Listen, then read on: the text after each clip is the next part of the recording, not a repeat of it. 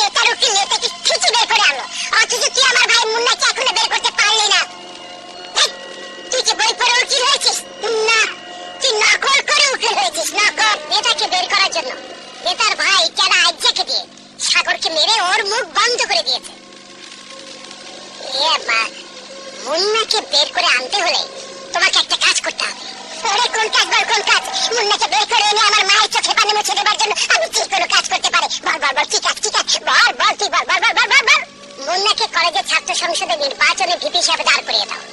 আর এই ভিপি হিসাবে পাশ করতে পারলে ছাত্র আন্দোলনের মুখে মুন্না ঠিকই বেরিয়ে আসবে।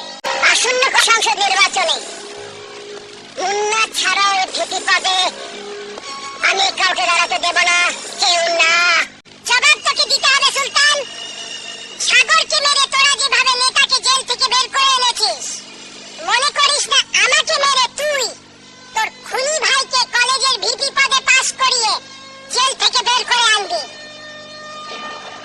এই কলেজে আমি পড়েছি, আমার বাবা এই কলেজের প্রফেসর ছিলেন, তাই এই কলেজের ছাত্র সংসদের ভিপি হিসেবে তোর খুনি ভাইকে আমি নির্বাচিত হতে দেব না।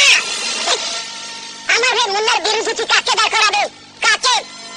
কোন ছাত্রকে তুই আমার ভাইয়ের বিরুদ্ধে দাঁড়া করাতে পারবি না। এরা সবাই আমাকে ভয় করে, ভয়। তোর সাথে আমার চ্যালেঞ্জ, মুন্নাকে আমি ভিপি পদে নির্বাচিত করবই।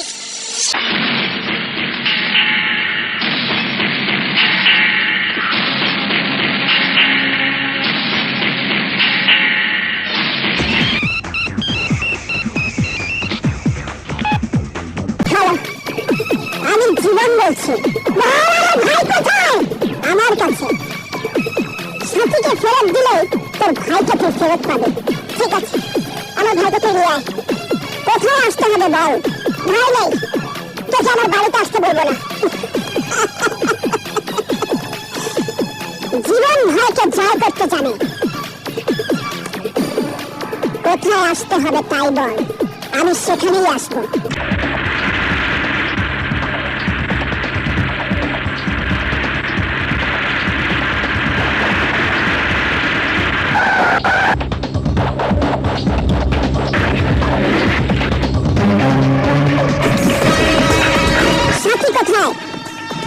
ওকে ছেড়ে দে, তার আগে আমার ভাইকে ছাড়তে হবে।